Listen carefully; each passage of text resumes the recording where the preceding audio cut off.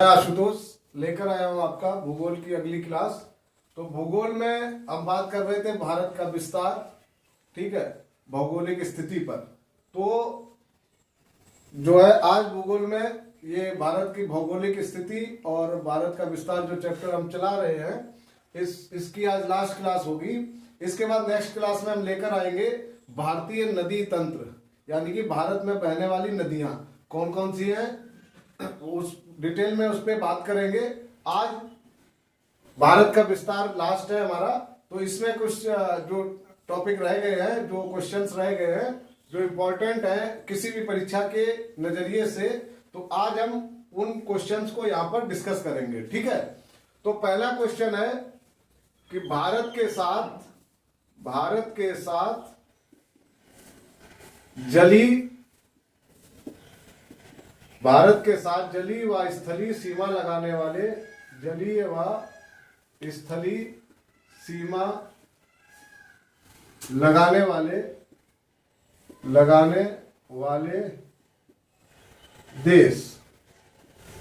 जलीय व स्थलीय सीमा लगाने वाले देश कौन कौन से हैं, ठीक है।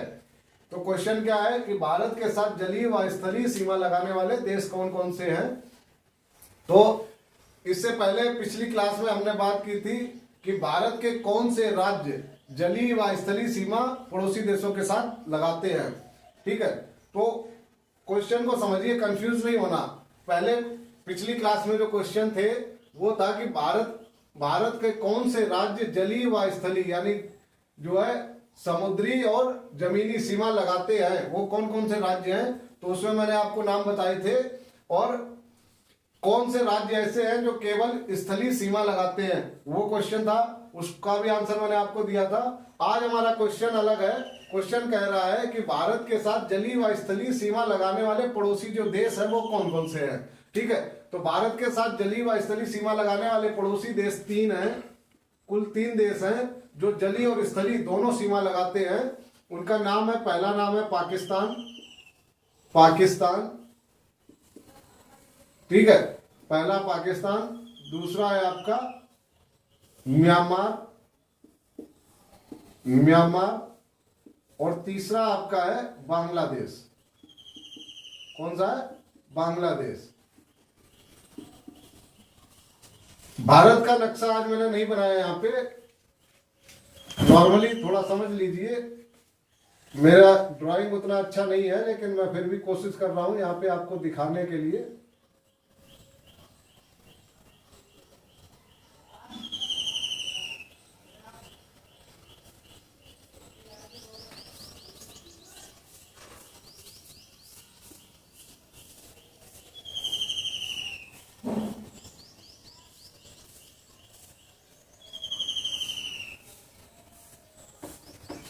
आप थोड़ा समझ लीजिए, यहाँ पे बांग्लादेश है, जैसा मैंने आपको बताया था, ये सारा क्या है, ये बांग्लादेश है, ठीक है। तो बांग्लादेश क्या है, जलीय सीमा भी लगाता है और स्थलीय सीमा भी लगाता है। इधर 7 सिस्टर जहाँ पे है, इधर मैंने आपको बताया था, ये सारा म्यांमार है, ठीक है। तो यहाँ भी देखिए नीचे क्या है, नीचे यहाँ पर बंगाल की खाड़ी है यहाँ पर, और यहाँ पे ये स्थलीय सीमा लग रही है, अरुणाचल के साथ में लगा रहा है, नागालैंड के साथ लगा रहा है, मणिपुर के साथ लगा रहा है, मिजोरम के साथ लगा रहा है, ठीक है। तो ये म्यांमार हो गया, ये हो गया आपका बांग्लादेश, यहाँ पर ये आपका बांग्लादेश, ये बांग्लादेश हो गया। इधर क्या मैंने दिखाया था कि पाकिस्तान इस तरीके से है, इधर आपका अरब सागर है, ये अरब सागर, ठीक है। नीचे हिंद महासागर है, यहां पर श्रीलंका है। तो श्रीलंका के साथ क्या है, केवल जलीय सीमा लगती है, इसलिए इस क्वेश्चन में इसको श्रीलंका को ऐड नहीं किया गया, क्योंकि श्रीलंका केवल जलीय सीमा लगाती है, और बाकी देशों को ऐड नहीं किया गया क्योंकि वो केवल स्थलीय सीमा लगाते हैं। तो ये आपका पाकिस्तान है जो आपका स्थलीय और जलीय दोनों सीमाएं लगाता है, पाकिस्तान। तो पाकिस्तान, म्यांमार और बांग्लादेश, ये 3 देश ऐसे हैं जो जलीय व स्थलीय दोनों सीमाएं लगाते हैं भारत के साथ, ठीक है। बढ़ते हैं अगले क्वेश्चन की तरफ। ये बहुत इंपॉर्टेंट क्वेश्चन है परीक्षा के नजरिए से, तो इन क्वेश्चंस को आप जो है बहुत ध्यान से समझ लीजिए, रटने की जरूरत नहीं है। अगर आप मैथ के थ्रू समझेंगे बात को तो आपको एकदम क्लियर हो जाएगा। और मैप गूगल पे आपको आसानी से मिल जाएगा। मैं उतना अच्छा नहीं बना पाता हूँ, भारत का नक्शा मैं उतना अच्छा नहीं बना सकता हूँ। तो आप क्या है कि भारत का नक्शा एक बार जो है पूरा भारत का नक्शा आप मैप में देखिए, उसके आसपास कौन कौन से देश हैं, कौन कौन से राज्य भारत के कहाँ कहाँ पे पड़ते हैं, पॉइंट बाय पॉइंट अगर ये चीज आप समझ लेंगे तो इन क्वेश्चंस को आपको रटना नहीं पड़ेगा, ये बहुत आसान हो जाएंगे आपके लिए। ठीक है, ये हो गया हमारा आज का पहला क्वेश्चन। और दूसरे क्वेश्चन की तरफ हम बढ़ते हैं। तो दूसरा क्वेश्चन हमारा है कि छत्तीसगढ़ के साथ, बहुत इंपॉर्टेंट क्वेश्चन है, कई बार परीक्षा में पूछा जा चुका है। छत्तीसगढ़ के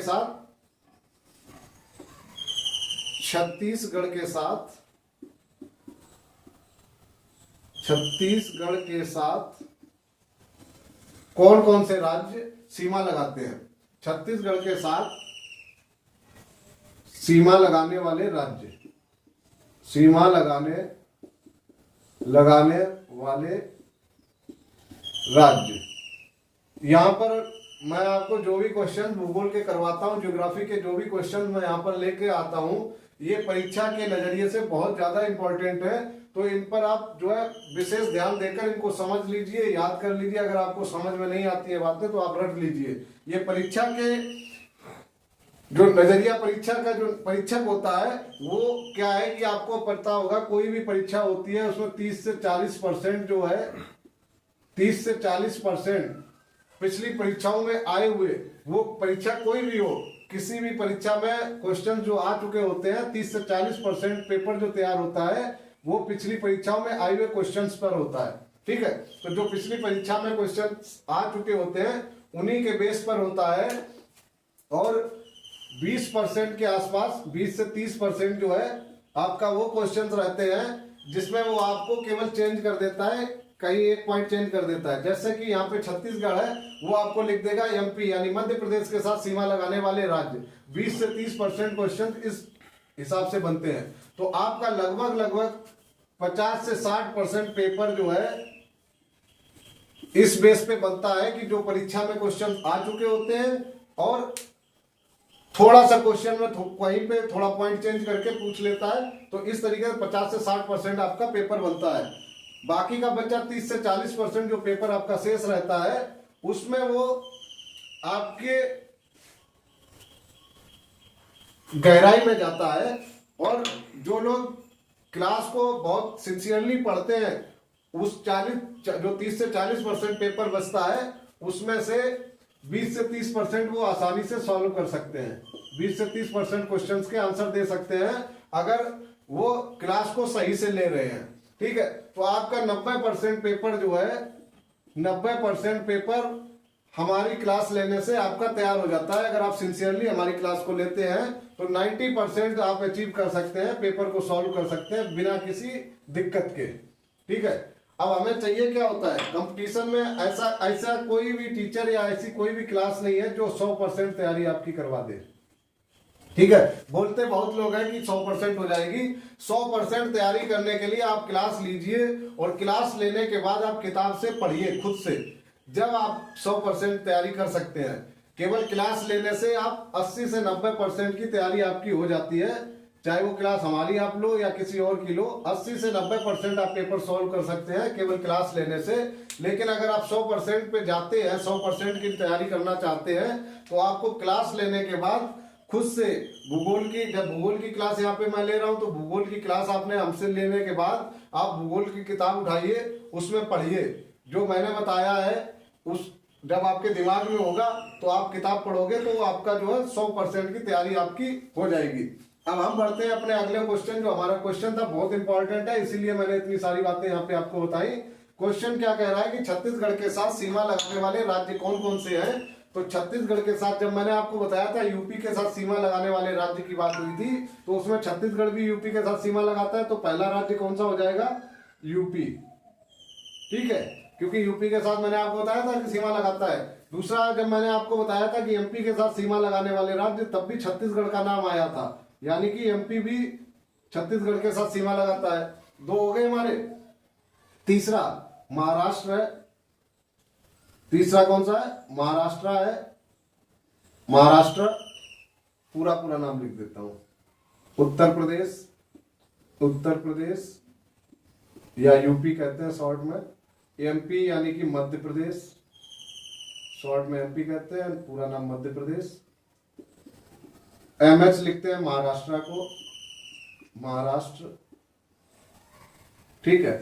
महाराष्ट्र के बाद आपका यूपी हो गया, एमपी हो गया, महाराष्ट्र हो गया, छत्तीसगढ़। अब यूपी के ये छत्तीसगढ़ क्या है, झारखंड, झारखंड के साथ भी सीमा लगाता है, झारखंड हो गया, ठीक है।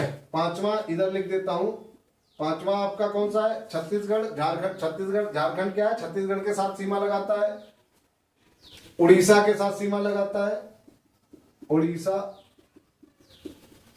उड़ीसा के साथ सीमा लगाता है। छठवां आपका उड़ीसा हो गया, आंध्र प्रदेश के साथ सीमा लगाता है, आंध्र प्रदेश, आंध्र प्रदेश के साथ सीमा लगाता है। और लास्ट आपका है तेलंगाना, लास्ट क्या है, तेलंगाना।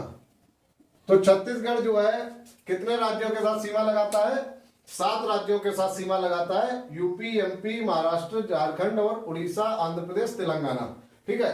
इन 7 राज्यों के साथ छत्तीसगढ़ सीमा लगाता है। मैं बार बार आप लोगों को बोलता हूं कि मैप जरूर देख लीजिएगा। हमारी क्लास यहाँ पे जब, जैसे मैं यहाँ पे छत्तीसगढ़ की बात जब हो रही है, तो छत्तीसगढ़ में मैंने आपको बताया कि ये 7 राज्य हैं जो छत्तीसगढ़ के साथ सीमा लगाते हैं। तो आप इसके साथ साथ जब गूगल मैप पे आप देखोगे तो आपको उसकी लोकेशन वाइज पता, आपको दिमाग में एक सेटअप हो जाएगा कि छत्तीसगढ़ यहाँ पर है और इसके साथ ये राज्य जो है सीमा लगा रहे हैं। राज्य मैंने आपको यहाँ बता दिए हैं, तो आप उसके आसपास जो राज्य आपको दिखेंगे मैप में, तो आपको क्या है कि एक पिक्चर आपके दिमाग में सेट हो जाएगी। और कभी भी आपके सामने ये क्वेश्चन आएगा, अब यहाँ पे उसने छत्तीसगढ़ से हटा के अगर यूपी पूछ दिया तो क्या आप बता पाओगे, नहीं, क्योंकि आपने क्वेश्चन अगर रट रहे हो तो क्वेश्चन कौन सा रटोगे आप, कि छत्तीसगढ़ के साथ सीमा लगाने वाले ये राज्य हैं। लेकिन अब उसने बदल दिया, यहाँ पे एमपी कर दिया, यूपी कर दिया, तो आप फंस जाओगे। तो उस समस्या से निकलने के लिए आपको क्या है कि जो भारत का नक्शा है, मैंने आपको बताया, भारत के नक्शे में आप सिर्फ ये दिमाग में पिक्चर भारत के नक्शे की बना लीजिए कि भारत के नक्शे में कौन कौन से राज्य कहां कहां पर पड़ते हैं, ठीक है। मैं सारे राज्य यहाँ पर अगर बताऊंगा तो आपको सिर्फ रटना ही पड़ेगा, क्योंकि मैं यहाँ पे आपको ऐसे लिखवाऊंगा कि छत्तीसगढ़ के साथ सीमा लगाने वाले राज्य, मध्य प्रदेश के साथ सीमा लगाने वाले राज्य, यूपी के साथ सीमा लगाने वाले राज्य। हालांकि जो इंपॉर्टेंट है यूपी, एमपी, छत्तीसगढ़, ये मैंने आपको बता दिए हैं। और जो अभी मेरे नजरिए से इंपॉर्टेंट नहीं है, लेकिन आपके नजरिए से, क्योंकि आप अगर 100% तैयारी कर रहे हैं, 100% की तैयारी आप लेके चलोगे, तो 100% की तैयारी के लिए आपको भारत का नक्शा, जो भारत का मैप है, वो मैप में आपको कौन सा राज्य कहां पर पड़ रहा है, गूगल मैप पे जाकर एक बार उसकी पिक्चर जो है अपने दिमाग में सेट कर लीजिए, तो आपको बहुत आसान हो जाएगा, ठीक है। हम बढ़ते हैं अपने अगले क्वेश्चन की तरफ। तो अगला क्वेश्चन हमारा जो है कह रहा है कि नागालैंड के साथ सीमा लगाने वाले राज्य कौन कौन से हैं। अगला क्वेश्चन क्या है, नागालैंड के साथ सीमा लगाने वाले राज्य कौन कौन से हैं। तो अब अगर हमें पता हो कि नागालैंड कहां पर पड़ता है, तो उसके साथ सीमा लगाने वाले राज्य भी हमें पता हो जाएंगे। नागालैंड के साथ अगला क्वेश्चन है, नागालैंड के साथ, नागालैंड के साथ, नागालैंड के साथ सीमा लगाने वाले राज्य, सीमा लगाने वाले राज्य, नागालैंड के साथ सीमा लगाने वाले राज्य, ठीक है।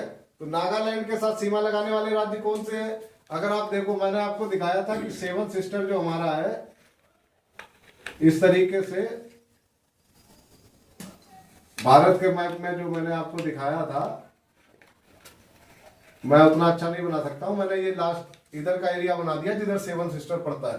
तो ये मैंने आपको बताया था कि ये अरुणाचल प्रदेश है, ये अरुणाचल है, यहां पर आपका ये नागालैंड हो गया, नागालैंड है,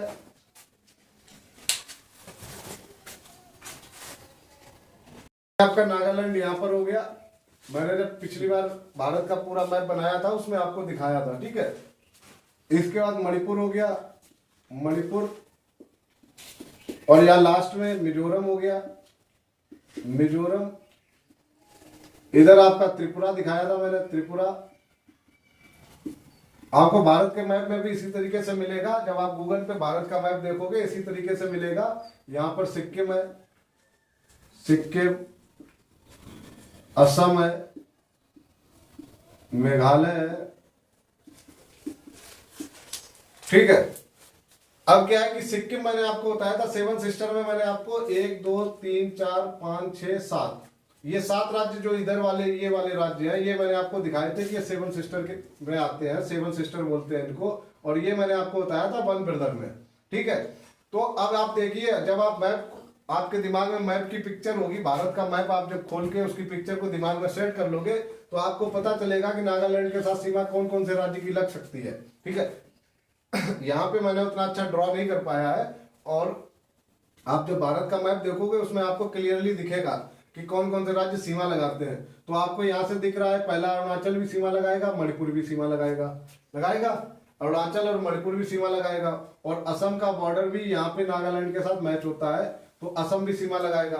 तो जो हमारा सवाल है कि नागालैंड के साथ सीमा लगाने वाले राज्य कौन कौन से हैं, तो यहाँ से हमें पता चल रहा है अरुणाचल लगाता है, मणिपुर लगाएगा और असम लगाएगा। ठीक है। अरुणाचल, मणिपुर और असम।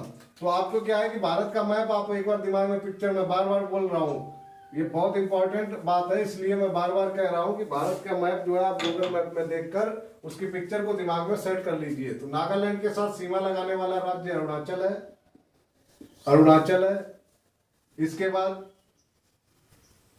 मणिपुर है, अरुणाचल हो गया, मणिपुर हो गया, और तीसरा जो है असम। तो नागालैंड के साथ कौन कौन से राज्य सीमा लगाते हैं? अरुणाचल लगाता है, मणिपुर लगाता है और असम लगाता है। ठीक है। इसी तरीके से अगर बात आई केरल के साथ सीमा लगाने वाले राज्य, केरल के साथ सीमा लगाने वाले राज्य कौन कौन से हैं, तो कैसे बताओगे आप? केरल के साथ सीमा लगाने वाले राज्य, सवाल है केरल के साथ सीमा लगाने वाले राज्य, केरल के साथ सीमा लगाने वाले राज्य। तो केरल कहां पड़ता है आपको पता है? केरल भारत का मैप जो है उसमें नीचे वाले हिस्से में पड़ता है। यहां पर तमिल है आपका, यहां पर केरल है, यहां कर्नाटका है। इसी तरीके से तो केरल के साथ सीमा कौन कौन से राज्य लगाएंगे? केरल हो गया, कर्नाटका हो गया, तमिलनाडु हो गया, इधर आपका आंध्रा है, इधर उड़ीसा है। ठीक है, आंध्रा उड़ीसा, इधर आपका महाराष्ट्र है। ऐसे इस तरीके से है। तो केरल के साथ सीमा जो लगाएगा, कर्नाटका का सीमा लगेगा केरल के साथ, और तमिलनाडु का सीमा लगेगा। केरल के साथ किसका किसका सीमा लगेगा? तमिलनाडु का लगेगा, तमिलनाडु का लगेगा, और कर्नाटक का लगेगा। ठीक है। केरल के साथ सीमा लगाने वाले राज्य इस तरीके से। अगर आपके दिमाग में भारत का मैप क्लियर होगा कि भारत के मैप में भारत के जो राज्य है वो कहां कहां पर पड़ते हैं, तो आपको एकदम पिक्चर क्लियर हो जाएगी कि कहीं से भी कोई भी सवाल किसी भी राज्य के साथ सीमा की बात करेगा, जब वो आपसे कोई भी राज्य का नाम आपको दे देगा और आपसे पूछेगा कि इसके साथ सीमा लगाने वाले राज्य बताइए, तो बहुत आसान होगा आपके लिए उन राज्यों के नाम बताना। ठीक है। क्योंकि ऑब्जेक्टिव टाइम हमारा पेपर रहता है, उसमें ऑलरेडी ऑप्शन में दिए हुए होंगे, चार ऑप्शन आपको दिए होंगे, उसमें से कोई एक राज्य होगा जो उस राज्य के साथ सीमा लगा रहा होगा जिसके साथ सवाल में पूछा गया होगा। ठीक है। अब हम लास्ट में बढ़ते हैं, बहुत ही इंपॉर्टेंट टॉपिक है जो अंडमान के पर्वत शिखर है। अंडमान निकोबार जो हमारा द्वीप समूह है, भारत का एक संघ शासित प्रदेश अंडमान निकोबार। अंडमान निकोबार मैंने आपको बताया ना, भारत का संघ शासित प्रदेश है। भारत के जो 8 संघ शासित प्रदेश हैं उनमें से एक है अंडमान निकोबार। तो अंडमान निकोबार के पर्वत शिखर की बात है, यहाँ पे पूछ रहा है कि अंडमान निकोबार जो है वहां पर जो पर्वत शिखर है, पहले तो उनके नाम क्या क्या है हमें पता होने चाहिए। तो अंडमान निकोबार का जो पर्वत शिखर है, 5 पर्वत शिखर है। इनके नाम मैंने जो याद करने का तरीका लगाया था वो कुछ इस तरीके से था, SDKHT।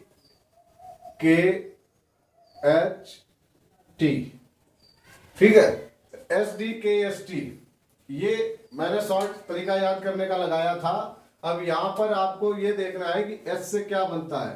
तो S से बनता है सैंडल पिक। सवाल आ जाता है भारत का सबसे ऊंचा पर्वत शिखर। ठीक है, तो सबसे ऊंचा जो पर्वत शिखर है सैंडल पिक है, ये सबसे ऊंचा है और ये अंडमान निकोबार में पड़ता है। ये कहाँ है? अंडमान निकोबार में है। सबसे ऊंचा है सैंडल पीक। जो भारत का पर्वत शिखर या अंडमान निकोबार के जो पर्वत शिखर है उनमें सबसे ऊंचा कौन सा है? सबसे ऊंचा है सैंडल पीक। और ये सैंडल पीक जो है, अगर सवाल आ जाए कि अंडमान में भी कहां पर ये पड़ता है, अंडमान में सैंडल पीक कहां पर है, तो अंडमान में ये नॉर्थ अंडमान में, नॉर्थ अंडमान में आपका ये वाला सैंडल पीक जो आपका है नॉर्थ अंडमान में आता है। ठीक है, सबसे ऊंचा है। अब डी से अगर बात करें तो डी से पर्वत शिखर का नाम है डियोबोली। पर्वत शिखर का नाम क्या है? डियोबोली। ठीक है, डियोबोली आपका कहां पड़ता है? डियोबोली आपका मिडिल अंडमान में आता है। कहां आता है? मिडिल अंडमान। ठीक, इसके बाद के से क्या आपका बनता है? के से बनता है कोयोबो। के से क्या बनता है? कोयोबो। पर्वत शिखर का नाम क्या है? कोयोबो। और ये कहां पड़ता है? ये साउथ अंडमान में आता है।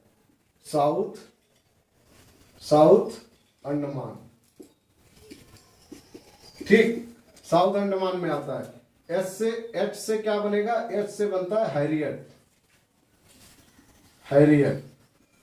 और हैरियट कहां आता है? हैरियट भी आपका साउथ अंडमान में आता है। हैरियट कहां आता है? साउथ अंडमान। ये पर्वत शिखर भी साउथ अंडमान में आपका पड़ता है। ठीक है, लास्ट में क्या है? लास्ट में आपका है टी। और टी से क्या बनता है? थुलियट। पर्वत शिखर का नाम क्या है? थुलियट। और थुलियट आपका कहां पड़ता है? ये ग्रेट अंडमान में आता है। ये अंडमान को 4 टुकड़ों में डिवाइड किया गया है। 1 2 3 4। ठीक है, 4 टुकड़ों में डिवाइड किया गया है। एक टुकड़े को नॉर्थ अंडमान बोलते हैं, दूसरे को मिडिल, तीसरे को साउथ और चौथे को ग्रेट अंडमान। तो ये 4 टुकड़ों जो अंडमान को 4 हिस्से किए गए हैं, उसमें से कौन सा पर्वत शिखर कौन से हिस्से में आता है यहां पर आपके सामने है। ठीक है, स्क्रीनशॉट ले लीजिए, नोट कर लीजिए। आप दोबारा क्लास चला के देख लीजिए। अगर आप भूल जाते हैं, आप 1-2 बार क्लास चला के भी अगर देखते हैं इसको, 1 बार में नहीं 2 बार में या 3 बार में आपके दिमाग में सेट हो जाएगी पिक्चर कि कौन सा पर्वत शिखर है अंडमान निकोबार में, कौन कौन से पर्वत शिखर हैं और कहां कहां वो पड़ते हैं। सबसे ऊंचा पर्वत शिखर जो है आपका सैंडल पीक है, ये ध्यान रखना इस बात को। बढ़ते हैं अगले सवाल की तरफ। और अगला सवाल हमारा लास्ट सवाल होगा, तो अगले सवाल की तरफ बढ़ते हैं। सवाल है हमारा, आपने सुने होंगे चैनल के नाम, 10 degree channel, 9 degree channel, 8 degree channel, इस तरीके से चैनल के नाम है। तो ये चैनल कहां कहां पड़ते हैं, तो आपको मैं बता दूं। जैसे मैंने आपको बताया कि नॉर्थ अंडमान है आपका, नॉर्थ अंडमान। ठीक है, इसके नीचे मिडिल अंडमान, फिर मिडिल के बाद साउथ आएगा, साउथ के बाद एक लिटिल अंडमान करके भी है, लिटिल अंडमान भी है। ठीक है, लिटिल के बाद अंडमान और निकोबार पूरा नाम है इसका, तो निकोबार का हिस्सा चालू हो जाता है। निकोबार में क्या है? कार निकोबार।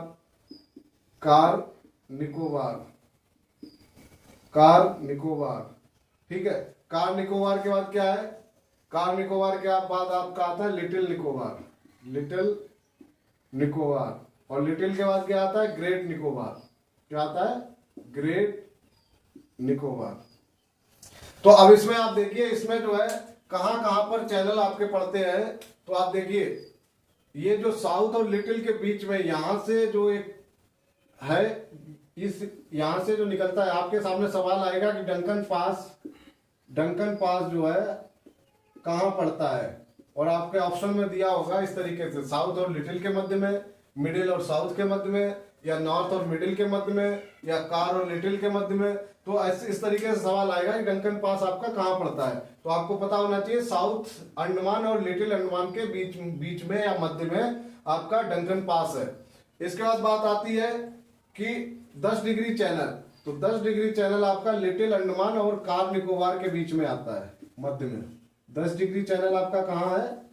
10 डिग्री चैनल जो है आपका लिटिल अंडमान और कार निकोबार के बीच में आता है, मध्य में आता है। ठीक है, ये हो गया आपका लिटिल और निकोबार के बीच में 10 डिग्री चैनल। अब बात करते हैं 9 डिग्री, 9 डिग्री और 8 डिग्री चैनल कहाँ आपके आते हैं, इसकी बात करते हैं। ठीक है, तो 9 डिग्री चैनल और 8 डिग्री चैनल कहाँ पड़ते हैं वो मैं आपको दिखा देता हूं। चैनल से क्वेश्चन जरूर आ जाता है परीक्षाओं में, तो आप इसको ध्यान रखिए। आपने नाम सुना है लक्षद्वीप, वो तो आपका एक अंडमान निकोबार द्वीप समूह हो गया जो भारत के इस हिस्से में पड़ता है। लक्षद्वीप आपका भारत के इस हिस्से में पड़ता है, तो लक्षद्वीप हो गया लक्षद्वीप। लक्षद्वीप के बाद आपका जो है मिनिकॉय, मिनिकॉय, और इसके बाद आपका आता है मालदीव, मालदीव आता है। ये सारे नाम आपने सुने होंगे, लक्षद्वीप, मिनिकॉय और मालदीव। तो अब यहां पे देखिए लक्षद्वीप की जो राजधानी है वो है कवरत्ती। कवरत्ती, लक्षद्वीप की राजधानी क्या है, कवरत्ती। और इसी कवरत्ती शहर जो है इसी के पास और मिनिकॉय के बीच से आपका निकलता है यहाँ पे 9 डिग्री चैनल। तो 9 डिग्री चैनल अगर आपसे सवाल पूछा जाए कि 9 डिग्री चैनल कहाँ पड़ता है या किसके मध्य में है, तो आप बताओगे लक्षद्वीप और मिनिकॉय के मध्य में 9 डिग्री चैनल है। और 8 डिग्री चैनल की बात अगर आती है तो 8 डिग्री चैनल आपका जो है आता है मिनिकॉय और मालदीव के मध्य में। ठीक है, तो 8 डिग्री चैनल हो गया आपका, 9 डिग्री चैनल हो गया, 10 डिग्री चैनल हो गया, डंकन पास हो गया। आज की क्लास में इतना ही। कल की क्लास में हम आपको भारतीय नदी तंत्र स्टार्ट करेंगे, दूसरा चैप्टर स्टार्ट करेंगे। इसमें आपका कोई डाउट है या कोई क्वेरी है, कोई सवाल है, तो आप कमेंट में बॉक्स में जाकर हमसे वो सवाल पूछ सकते हैं। आपको आपके सवालों के जवाब नेक्स्ट क्लास में मिल जाएंगे। ठीक है, आज के लिए इतना ही। धन्यवाद दोस्तों, हमारी क्लास को लाइक, शेयर और सब्सक्राइब करते रहिए।